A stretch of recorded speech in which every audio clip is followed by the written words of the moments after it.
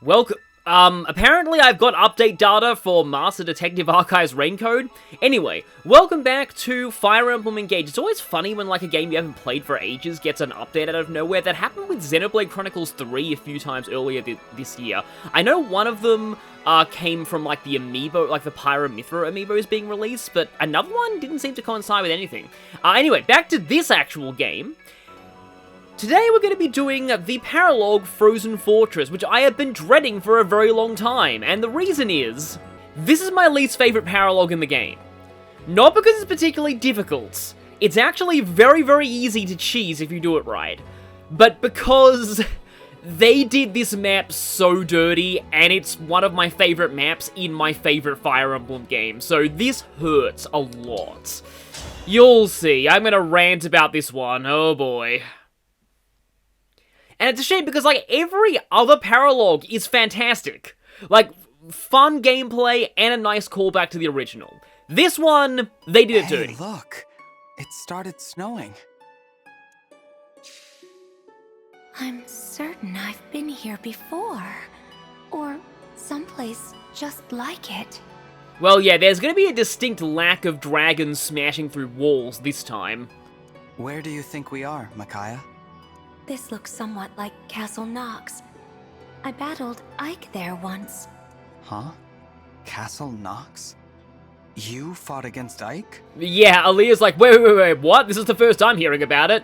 Just wait until you meet the first DLC bracelet. It was snowing then, too. Ike was a strong commander, as was I. But we each had a different definition of victory. Ike was trying to save us, and I could not let him. We needed help, but not his. My people were cursed by a magical blood pact and headed for certain ruin. Okay, so they are directly bringing this up. What happened? I fought Ike, fought to undo the pact. I held on to hope. I stayed focused on my vision of the future. Even on the worst day, I kept hold of that. I gave everything to protect people I cared for. I'd have sacrificed more if there'd been need.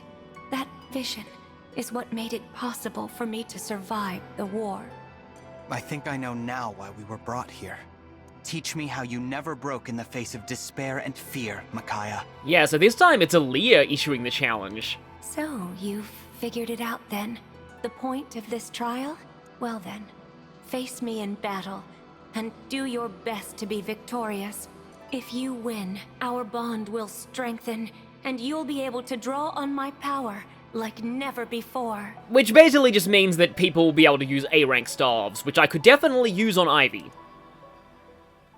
Yeah, those, like, angry eyes on Micaiah, I will say, look a little bit weird. Like, some people have criticized the animations on the emblems of this game. Like, I'm fine with them for the most part, but it is interesting we do get to see that different side of Micaiah here. That just sort of grimly determined Micaiah who, sometimes is forced to do things that, she doesn't exactly agree with morally.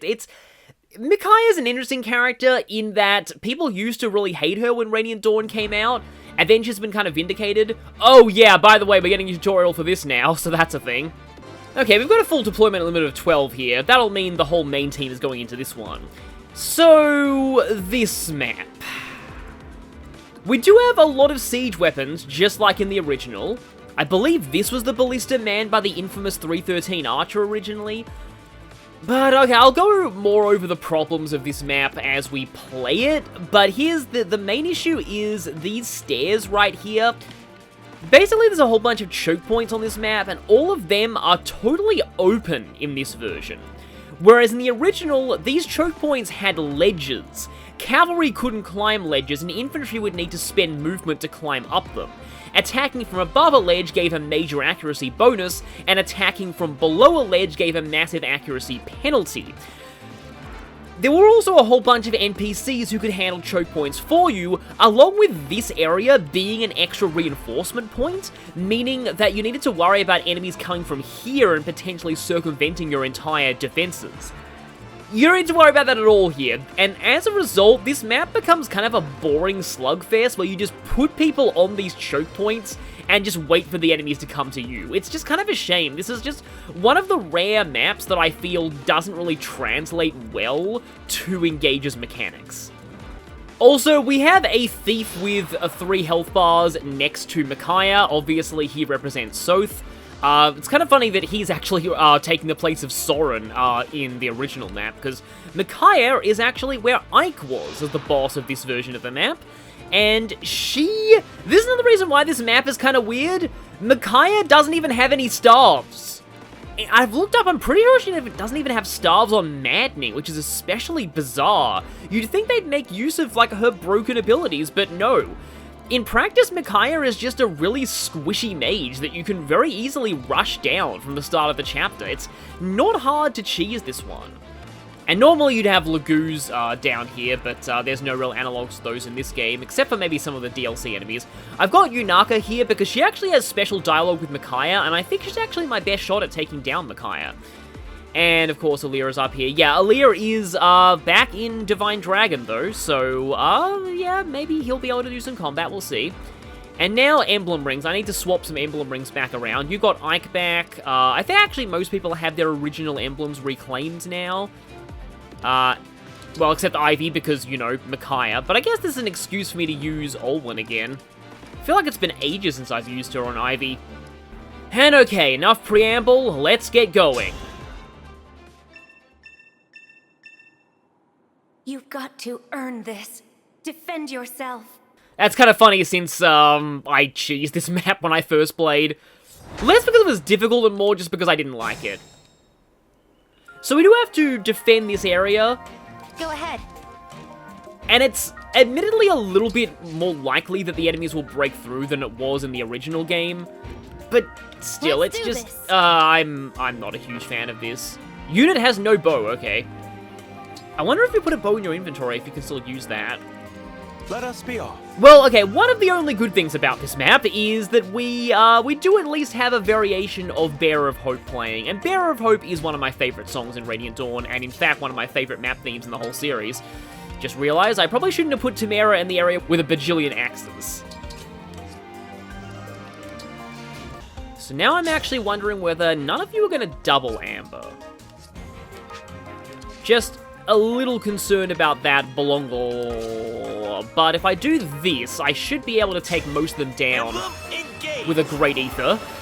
Now I'm basically playing this map in reverse, having Ike go, I was gonna say, I don't really typically use the term Unga Bunga, but apparently that's often used by people when it refers to, like, you know, just going nuts on enemies with, it's kind of what you do with this whole Amber and Ike combo. I didn't even think you could actually move with a flyer over there in the original version of this map. It's just, this map just looks so wrong without these side reinforcement points. It's just... Sounds perfect. Anyway, this is one of those cases where, like, is mine.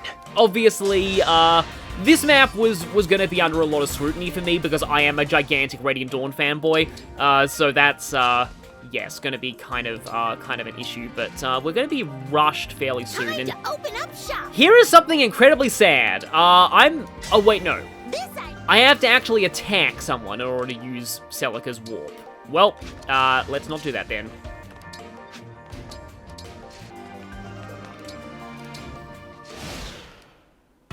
It's not even like the greatest remix of Bearer of Hope out there either. It's just, in general, yeah, I'm sorry, but I'm not a huge fan of this paralog. Thankfully, it is the only paralog in this game that I don't like. Well, I mean, see, the funny thing is, even though Leafs is statistically difficult, I still actually like Leafs paralog. It's just really cool for what it is. Also, that Silver Great Axe is going to be knocked out of Amber's hand, like, over and over and over again. But very soon, these paladins will feel the unga-bungering. I have never used that expression before in my life, and I doubt I ever will again. Okay, the horses are doing a lot of weird acrobatics with Great Knights. And yeah, they're all dead. I will need to kill off that sage, though. And now... I won't let anyone die. Here we go. Apparently that I won't let anyone die quote is actually from Heroes. Because Ike doesn't have any crit quotes in his home game. I would love to hear, like, what Ike crit quotes would sound like in, like, if there was a remaster of, like...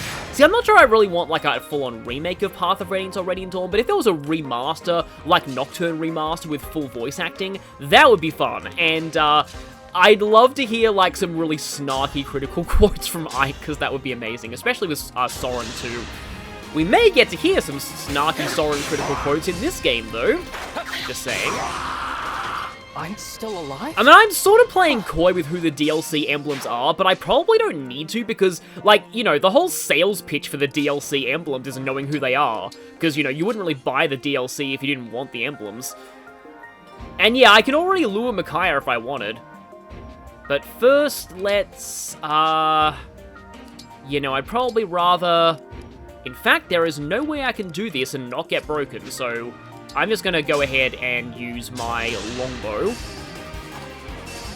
Because, yeah, I was lately thinking about the whole nature of DLC in games and how, like, it's mostly just due to looking at people talking about, like, Persona 5 Tactica, which, as of recording this, hasn't come out yet, and saying, like, oh, it's, and describing it as, like, Won't you join an me? $80 game because they're including the $60 price tag and the DLC, but I've never actually viewed it that way.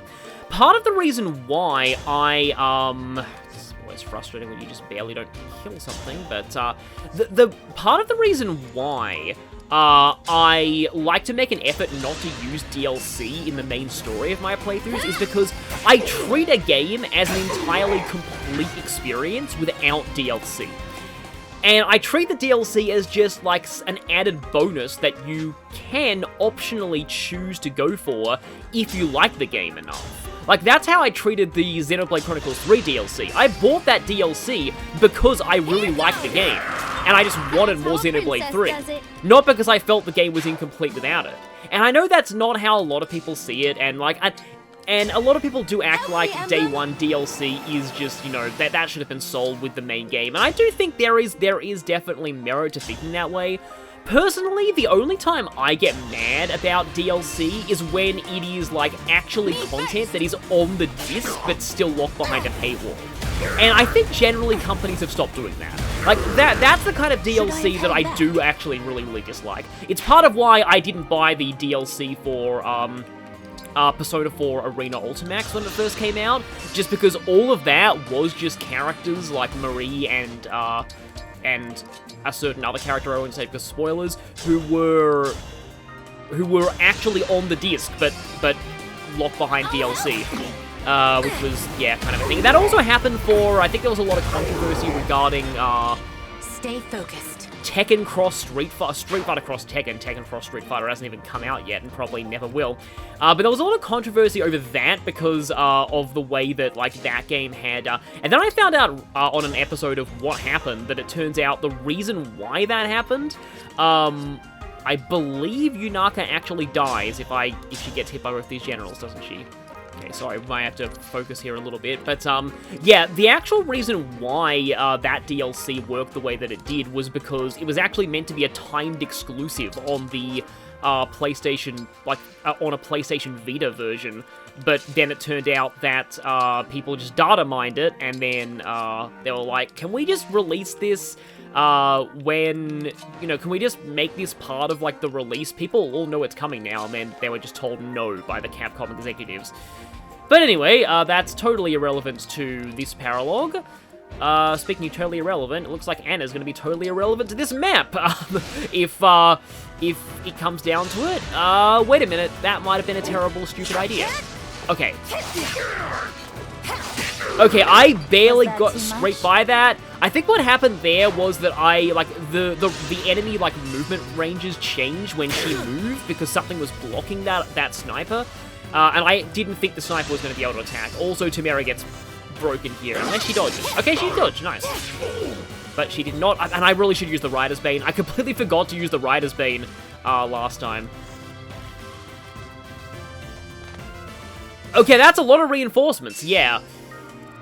This is kind of like, so my general idea with this is I'm just going to, like, kind of mess around here for a little bit, and then I'm just going to end it, because that's just kind of how this goes now. How far can... Yeah, you guys are sort of locking Lapis down right now. Could even just go for a double, like a gambit by summoning doubles here, but anyway, let's just see. Okay, yeah, we can Rider's Bane these guys to death. In fact, Sandstorm right now would be hilarious. There we go. Okay. 144. I don't think that beats Amber's highest damage record. I could be wrong about that, but I want to say that doesn't beat Amber's highest damage record. Oh, wait, no, I didn't actually want a twin strike. I'm gonna... okay, Rapier does actually work, but only because you've been chipped out already. Okay, it only works if that hits. We have you all to thank for this. Okay, yeah, I feel like Louis should probably be in the center, because there really isn't, there's a fabrication warrior here who's looking kind of like, yeah, I'm doing this paralog a little... Wait, no, that's a berserker, not a warrior, because I just noticed the S rank in axes. But, no, Ivy cannot reach, not even with Dire Thunder, so let's just finish you off. This is definitely like a map that you're kind of mentioning a little earlier. It's funny how this unlocks the same time as Roy's, and yet I feel like Roy's is a bit harder than this. Now, can Aaliyah actually do anything decent against you? Not really. Oh wait, no, he can engage and use the Noble Rapier. Lend me your strength. Rare case of me actually using Lucina's engage for, you know, the actual intended well, I mean, you know, everything about Lucina is the intended reason to use her. Okay, that kind of robbed Yunaka of her spotlight, but oh well. I'll change the future into hope. We do still get to see those, like, Divine Dragon wings back again, which is cool. Unfortunately, that is a, Lance user. Okay, yeah, that's probably not a good idea. Oh yeah, Micaiah has Thani, so don't let her attack any cavalry, because Thani is the tactical horse and armor nuking incantation. Hang on, if I equip Amber with a physical weapon, I think suddenly Lapis does kill now. No, she barely doesn't, because, okay. But yeah, that's something that people came up with in my Radiant Dawn playthrough, and I love it. I really don't know if that's a good idea at all. I mean, it's kind of channeling Shinnen with Provoke, though. Which is sort of on brand for this. Even though Shinnen's Provoke, I never really felt like it made that much of a difference in Radiant Dawn. It was more a Path of Radiance thing, but I mean, enemies are... Like, I've recently found out how the Provoke and Shade skills actually work in those games, and they are kind of different to how I expected. Yeah, the general idea behind them is that they basically act as if, what was it again? It's like, so the Shade skill acts, like, it makes the AI think that they have weapon triangle disadvantage and will get counterattacked. But they're gonna get counterattacked by Ileana anyway.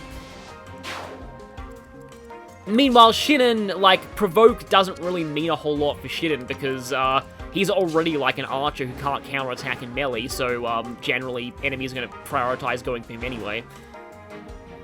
Oh, that's a Swordmaster, okay, I thought that was a thief for a second. They're probably just gonna go for Alcris doubles, but we shall see what ends up happening. Well, I mean, I suppose there's no reason not to do this since this map's likely not going to last much longer. I can put Goddess Dance on you-know-who and enjoy the all-stat bonuses, so that may be fun later. But I think for now I'm going to position things so that... Okay. I still have a lot of good memories of, I almost called this map Bearer of Hope.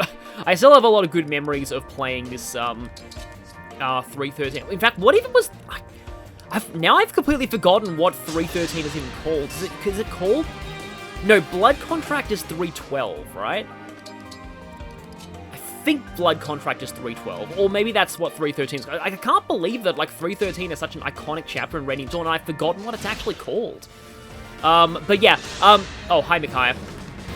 So what I was gonna say was that Amber saying you'll get no sympathy from me actually kind of fits on this map, because this is, like, I believe this map, like, the quote, "you'll get no sympathy from me," is kind of a paraphrase of one of Ike's boss lines from this map.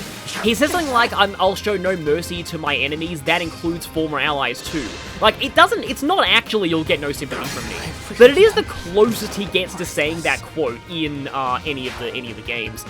I remember just how hyped I was when Ike got announced for Smash Bros. Brawl, Because, like, Smash Bros. Melee, I feel like I probably already said this in my, like, Smash Bros. World of Light playthrough, but, like, Melee drew mostly on the Nintendo 64 era of video games, which I was not part of.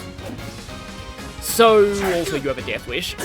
So, even though it was a fun game, the closest thing I had to a character in it that I was really invested in was Mewtwo. And Mewtwo wasn't even that great. Whereas, like, and, you know, Roy and Marth, they were cool, I enjoyed playing as them, but, I'd never played any of their games at the time, I didn't even know what Fire Emblem was. And then, like, I really got into Fire Emblem by the time Smash Bros. Brawl came out, so then I was like, please, Ike, come on. Ike was, like, my dream pick, and I just, when I saw, like, the Smash Dojo announce Ike was gonna be in the game, I was like, yes! Ike was just I was just so hoping to have Ike in also the decoys. Definitely their job there. But I was really hoping to have Ike in Smash, and we got him, and it was everything I ever hoped it would be. And also, I must now punish Micaiah for ruining the remix of Bearer of Hope with her boss theme. Alright, let's see. Well, I can be a complete cheapo and do this. Oh, actually, yeah, I feel like, what is it with Amber and having kind of a bad hit rate lately? I think it's just, like, how good is your Avoid, Micaiah? It seems really, it's only 55, okay. I guess Amber's just having some hit rate issues right now. In that case, maybe it's better if I just, Ivy should be able to clear the way, because the enemies here are just not giving me any experience at all. I think I'm well ahead of this chapter in terms of internal level, so yeah, just gonna quickly snipe you down and then just get into Micaiah. That sounded bad, but yeah, so that also makes me think of something else, and that is that I feel like the way Paralog difficulty works in Engage is that if you take on a Paralog at the recommended level, it's usually really difficult, but if you're even like 1 or 2 levels above the recommended level, sympathy from me. it suddenly gets a lot easier, and I feel like that just goes to show just how tightly balanced Engage is when it comes to, I think I'll have you clear the way for Louis here. When it comes to the enemy stats, it's part of why on Maddening you are forced to play Fixed Mode on your first playthrough. That was fun! Because it's kind of clear they very tightly balance the enemy stats with the stats that, like, your army would roughly have at the time in mind. It's just such a great way to do it, because oftentimes enemies in Fire Emblem just tend to be either Why do we repeat our mistakes? too easy in, like, a lot of the GBA games, and also in Path of Radiance, or their stats are just Cheer until too, the end. too kind of ridiculous, and, okay, maybe I could actually get Aaliyah to attack. I could get both the boss conversations here with Seadoll, because, like, the maddening mode in 3 houses I always found was just every enemy is just a brick wall that takes forever to die, and that's just not fun, personally. I much prefer when like, I do think Engage has some of the most balanced difficulty in the whole series. Like, normal mode, enemy, like, I haven't even talked about this before. On normal mode, every enemy in Engage has -20 hit and avoid. Like, as a hidden skill they all have. It's really, really bizarre. But okay, I guess I can punch the tome out of her hands with this. I remember that battle as if it were yesterday. Yeah, pretty much everyone remembers Radiant Dawn 313. It's another one of those rare defend chapters I actually feel is, like, genuinely really fun, just because, like, the sheer insanity of the Grail mercenaries who you, like, trained showing up on the last few turns to break through your defenses is just amazing. It's almost like I'm there again. The past and the future are together in my heart. She sounded a little bit too upbeat with that. It's almost like I'm right there, with the threat of my entire country being all killed horribly by a magical curse. You're a strong combatant, but I'm not going to lose. Very well. I'd be let down if you held anything back. I'll go.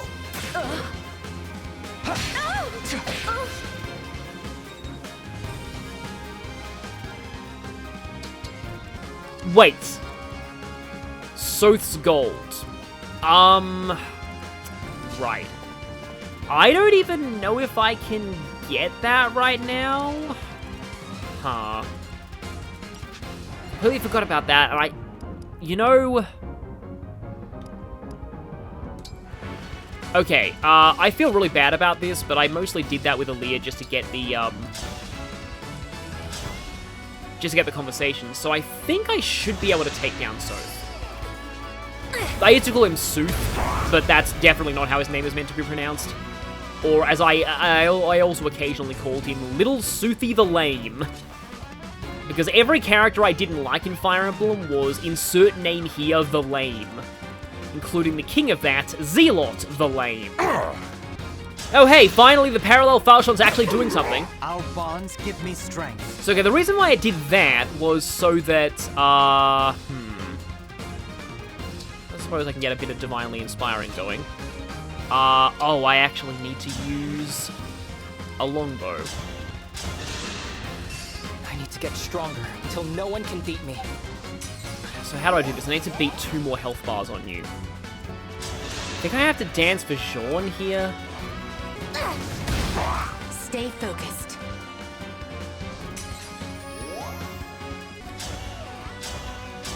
I'm probably gonna have to leave Micaiah alive this turn, but if I get rid of this bow user, that's probably the Flyer's safer. I think Anna was like just out of Warp Ragnarok range on Soph. That would have been really funny if I'd actually beaten him that way. Oh wow, not even the Brave Lance does it. I may have to actually like fish for a stiletto crit here. I'll go first. Drop your guard. Okay, there we go. Okay, so hopefully... If this love is a crime... You know, I just realized that her saying if this love is a crime is actually weirdly fitting for Micaiah and Soph, but anyway. Yeah, I hope Micaiah doesn't get too mad at me for me killing her, the simulacrum of her boyfriend, but okay. I was gonna see if Dragon Vein here would maybe make a difference. We'll see.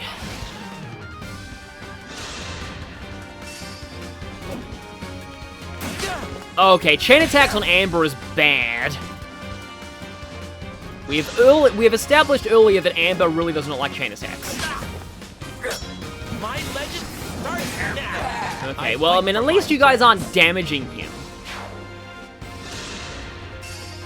And I would say that is 2 chain attacks on Amber, except that, I will be a hero. you die in retaliation. You'll get no sympathy from me. And then there's only one more enemy, so Nothing short of victory. I think he's okay. I fight for my friends. I think he's just barely okay. Except you attacked Ivy. Okay. There is no escape. Okay, that's hilarious. I was freaking out at the prospect of you getting a 1% crit, and then it turns out Ivy was the one who got the low percent crit. Okay, that's probably a reference to all the Lagoos, those 2 Wolf Knights that suddenly showed up. But yeah, okay. No more messing around now. We take Micaiah down. And I'll just use Twin Strike again. We have you all to thank for this. Okay, yeah, that's why sometimes having a smash weapon is not good. Yeah, let's go for this. Yeah, this says it's fine. I've never been great at fighting magic users, so maybe go easy on me? This quote is so weird. It implies that maybe earlier in development, Yunaka's resistance growth was lower because she's like one of the best knife users at fighting magic users in this game. Sorry, but that's not the point of this. I won't be holding back. You took me from that shrine, and now it's my turn to guide you to somewhere new. Is that right? Guess I'd better be ready for you then. That quote is weirdly dark because it's just like, now it's my turn to guide you to somewhere new. Death! Because of Fanny and also the fact that emblems just kill people. So strong. And mid-air backflip, as always. So yeah, very weird paralogue. I do personally think it should have been more based on Micaiah's staff uses. Like, if they'd made this Morvia from chapter 19, but up to 11, that would have been really cool. But as it stands, it's just This is basically just a non-fun version of 313. It's just, this map doesn't work when translated to Engage. Well done. You passed the trial safely. Safely? You were the one making it unsafe for us. Thank you, Micaiah. Do you feel that? Our bond is stronger. I do, yes. I feel like I understand you better than before. There's just one thing. What's that? You know, I was sort of hoping I might gain some of your fortune-telling ability. Don't worry, you don't need that. After all, you have Seedol, and he's been weirdly accurate lately to the main plot. You can already see the future. In fact, you're building it. I'm building the future? Is that one of your predictions? Nope. It's something I see right in front of me. I see someone with the strength to never lose heart, no matter what. You're a fighter. Well, this hits very differently after the last few story chapters. It's an honor to know that you think so. I'll do my best not to disappoint. Well, I mean, you've already come back from death like 3 times already. I'd say you're good. Not a chance. Come on, let's go save the world. And now we get access to Micaiah's higher bond levels.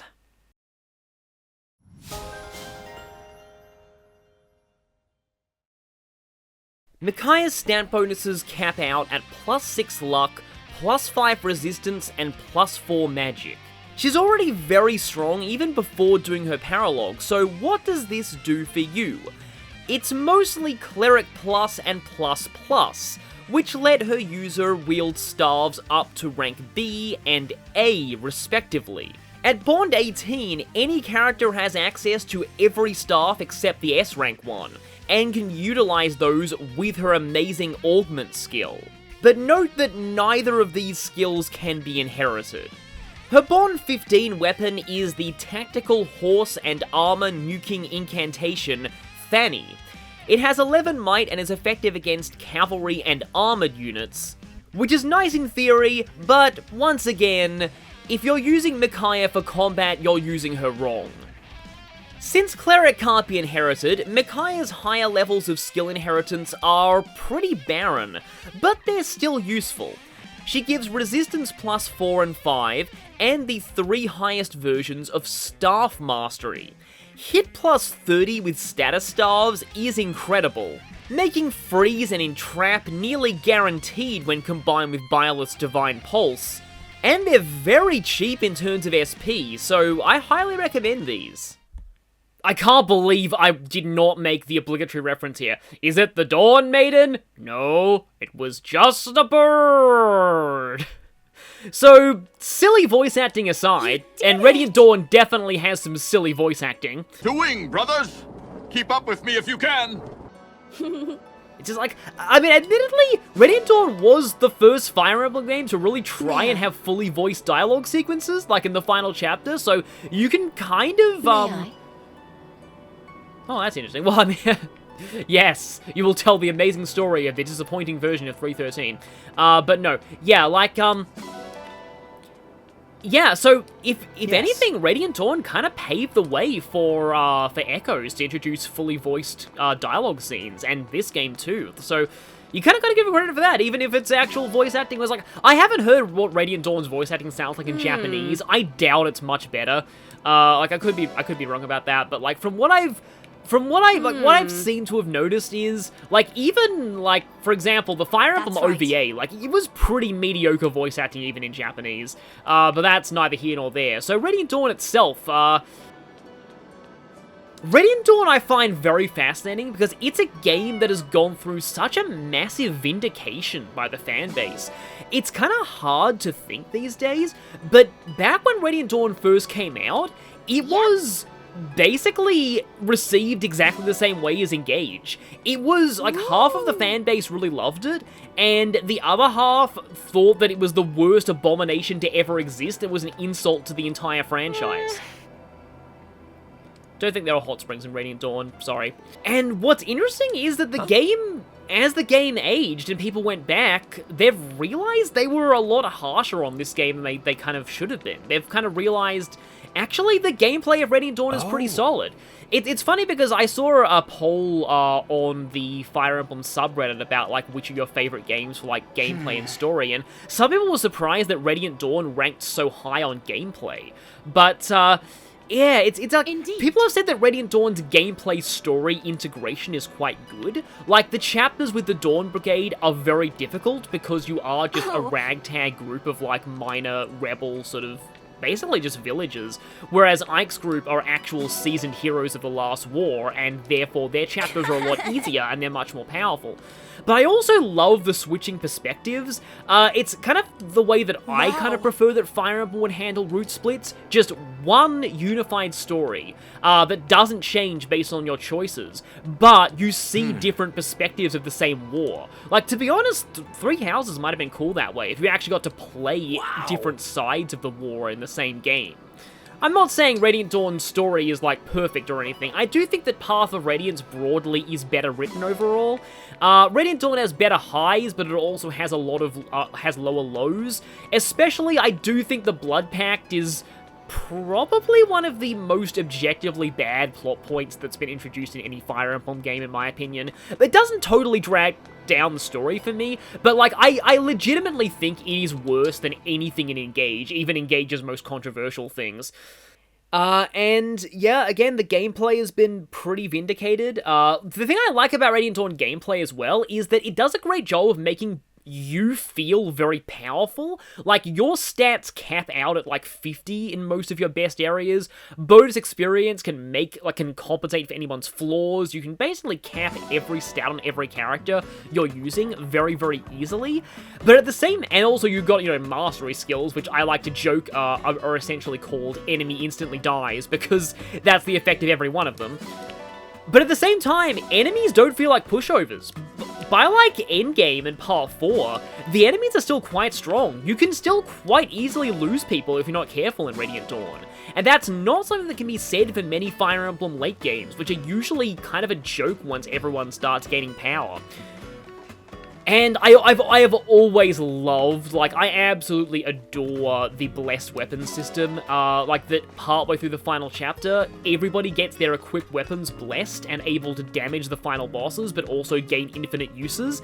And you can just do things like blessing bolting and having an infinite use bolting tone. You can bless, like, brave weapons. You can't bless staves, and Ike has to get Ragnar blessed. But other than that, like, the sky's the limit, and it really, like, makes it feel like whoever you choose can be a legendary hero. It's like Amber's kind of game, basically. Like, anybody you want. I've gone through a playthrough, like, my second playthrough of Radiant Dawn, was using Meg on, like, my main team. Yeah, I will say that Radiant Dawn's probably biggest flaw is the lack of a support system when Path of Radiance had one. It means that, like, everybody from Path of Radiance still keeps their development from that game, but all the new characters, like, for example, Meg, but also some of the others, like the Dawn Brigade, don't really get much development, and that's pretty sad. So that was always a shame to me. Okay, now is a good time for Grasping Void. She did not get it. Clan, 33rd Steward of the Divine... Now is also a good time for Grasping Void. He just had to equip a Worm Slayer, didn't he? To paraphrase Kid Icarus Uprising, what is this? Everyone pick on Ivy Day? How satisfying. Oh wow, that was enough for a full level. I guess Yunaka is pretty strong. And hey, you're actually gaining some strength now. I forgot those who supported. I think I can buff you up to the point where you get I almost called that Tiefling. I was playing Dungeons and Dragons last night, like an actual session of that, so that's probably why. But yes, Yunaka now has the legendary sword Tiefling. As for my own personal experience with Radiant Dawn, I've got a funny story about that. I actually wrote a letter to Nintendo Australia complaining about how long it was taking to release it here, because it was already out in the US for like several months, and I just wanted to play the game so badly, and they actually wrote back to me. I still have that letter. I probably told this story before. They even sent me some complimentary Wii Remote jackets as like a kind of apology, I guess. They didn't write back to me until the game had an announced Australian release date, but it was still pretty cool. I got a letter back from them. Apparently, Chloe and Amber supports are pretty good. Oh yeah, I was working on this one because their B support is amazing. But for a long time, I was afraid of doing a playthrough of Radiant Dawn on the channel because it was really cool to hate that game for a while. It was partly due to a YouTuber by the name of Mage Knight 404, who really despised Radiant Dawn at the time. And he was pretty big in those days. He was one of the biggest Fire Emblem YouTubers. But I kind of happened to do my Radiant Dawn playthrough in 2018, around about the time when the game started getting vindicated, and I recently found out that Mage Knight 404 played Radiant Dawn again and admitted that he was too harsh on the game. I think he admitted that, like, part of his dislike for it was because he was a massive Path of Radiance fanboy back in the day, and that was kind of coloring his opinion a bit too much. Radiant Dawn just had a bit too big shoes to fill. But yeah, my playthrough of Radiant Dawn is one of my favorite things I've ever done on this channel. It is legitimately one of my favorite games of all time, not just in Fire Emblem. I used to consider Genealogy my favorite Fire Emblem, but now it is definitely Radiant Dawn. Not to plug myself here, but those of you who haven't watched that, I'd actually recommend going and watching that, because I'm pretty proud of that. But on that note, we have Micaiah's new power now. And I should level up with Ivy a little bit, but I'll do that off screen. And I'll see you all next time for another Mage Girl Emblems Paralogue. Don't worry though, this one is gonna be more of a challenge.